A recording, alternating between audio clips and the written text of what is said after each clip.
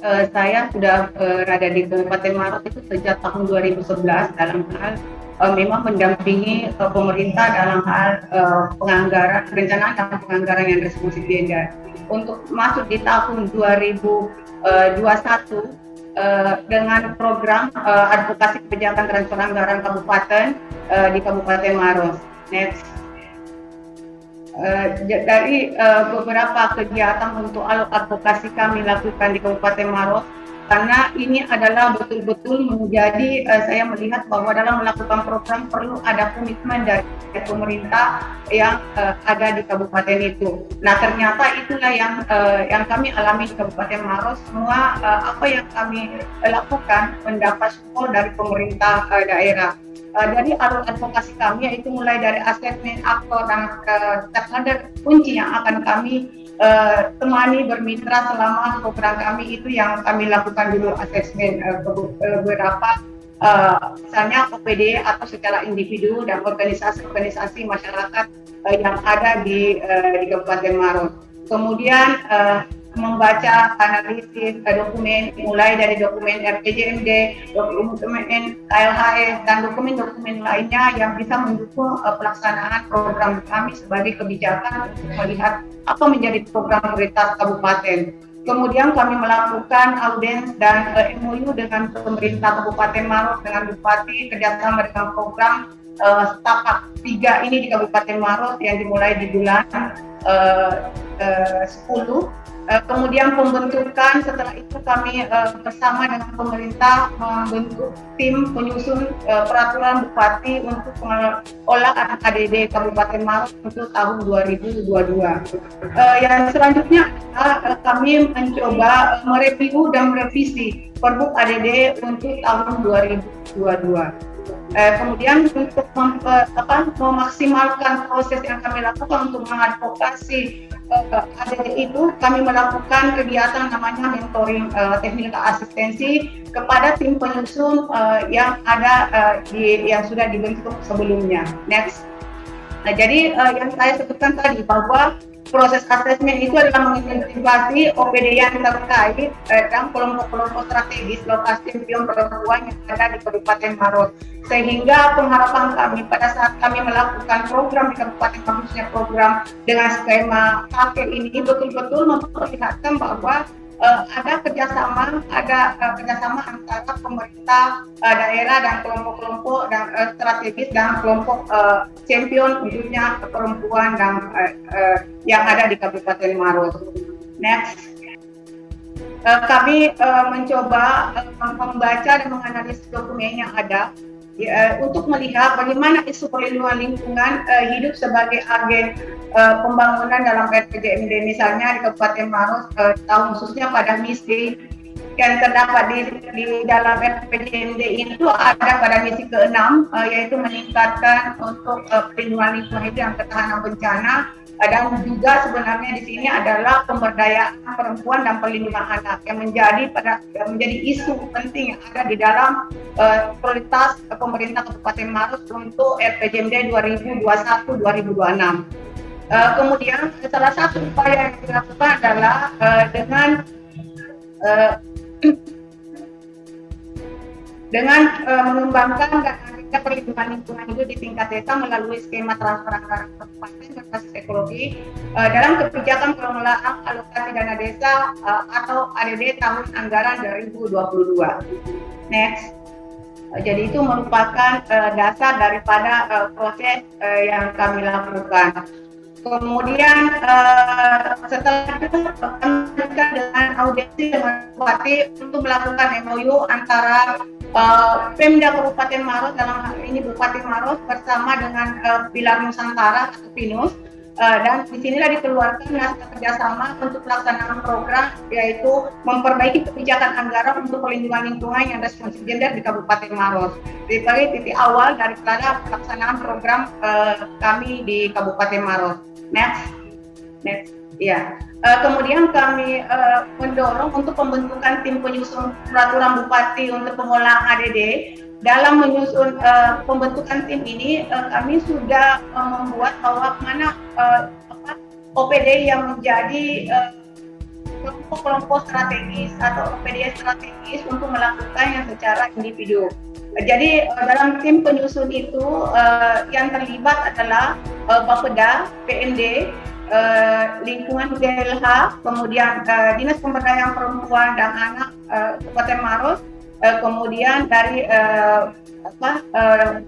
tahanan bencana, kemudian dari bagian hukum dan Sekolah Anggaran Rakyat Kabupaten Maros dan APDC, Asosiasi Pemerintahan Desa Kabupaten Maros, yang menjadi tim penyusun dalam penyusunan ADD ini, sehingga semua mempunyai peran masing-masing dalam melakukan penyusunan pergub ini.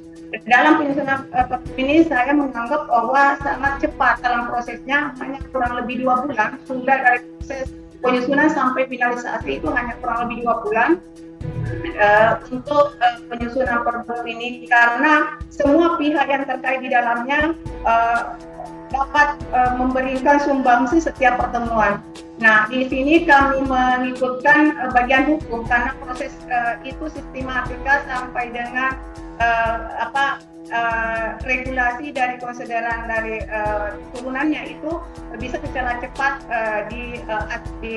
diperbaiki oleh bagian hukum, sehingga kami pembentukan tim penyusun ini memang betul-betul tim kerja yang bisa mensupport kualitas daripada kebijakan yang kami dorong. Lanjut, review dan revisi pergub alokasi kinerja.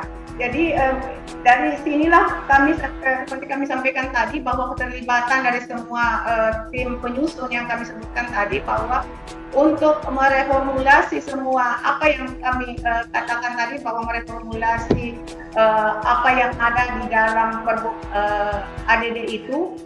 Misalnya di dalam pergub ADD itu kan ada 3 alokasi anggaran dasar yang dibagi rata ke semua desa, kemudian alokasi proporsional itu ada 4 indikator.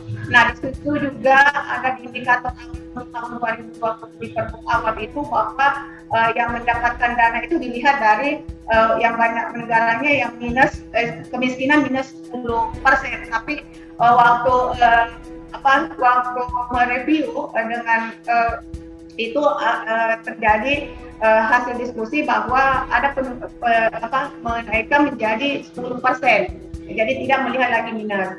Kemudian di indikator kinerja, di alokasi indikator kinerja yang awalnya tahun 2020 hanya 2 variabel, yaitu 2 variabel itu variabel penyerapan dana dan pembangunan desa. Nah, di alokasi kinerja di tahun 2021 ini kami mencoba mendorong yaitu ditambah 4 indikator, 3 indikator, yaitu serapan dana, kemudian serapan dana, pembangunan keadilan yang berkeadilan, yang responsif gender, kemudian yang ketiga adalah lingkungan hidup, yang keempat adalah ketahanan bencana. Nah, seperti tadi Kadis DPMD bahwa ada beberapa indikator dan penilaian itu yang kami lakukan bersama dengan semua tim dalam melakukan penyusunan merevisi pergub ADD tahun 2020. Next. Ya, selanjutnya adalah untuk memperbaiki kualitas dengan hasil yang kita harapkan daripada pergub itu. Kami melakukan mentoring draft pergub ADD tahun 2021.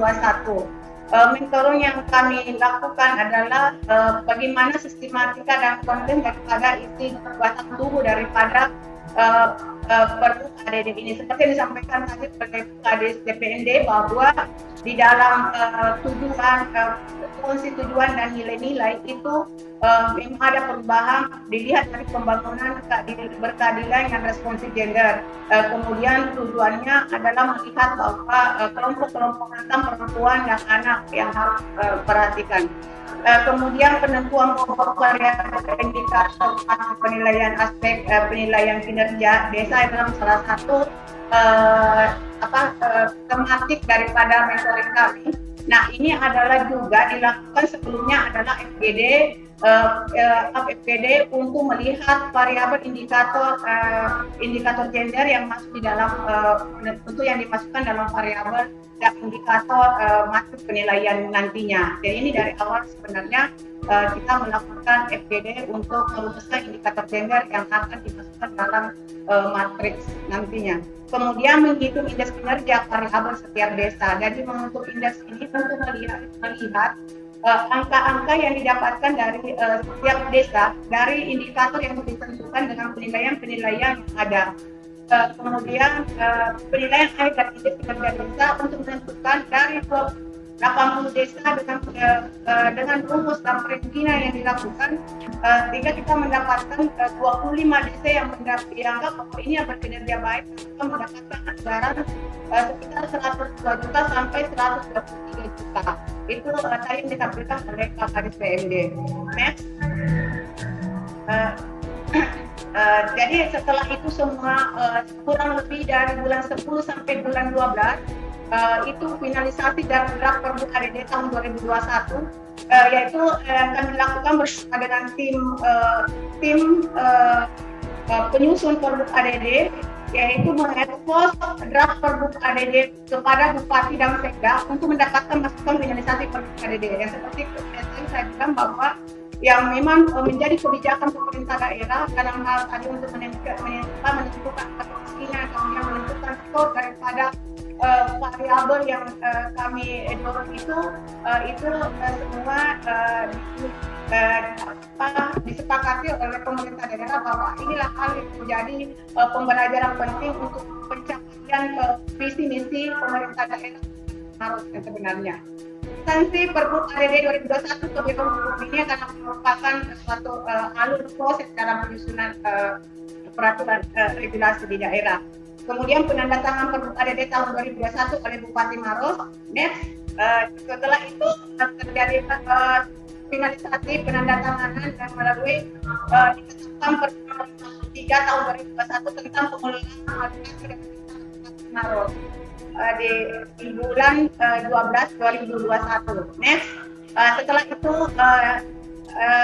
kita mempersiapkan lagi untuk launching Take Kabupaten Maros. Saya kira ini semua teman-teman yang pada 1 Maret minggu lalu kami Kabupaten Maros launching Take Maros mendefinisikan kebijakan transfer anggaran kabupaten berbasis ekologi Kabupaten Maros sekaligus untuk mensosialisasikan kepada seluruh pemerintah desa Kabupaten Maros maupun pemerintah Kabupaten Sulawesi Selatan, karena skema Take ini adalah yang pertama di Sulawesi Selatan. Mudah-mudahan yang kedepannya ini bisa untuk kabupaten lainnya. Terima kasih.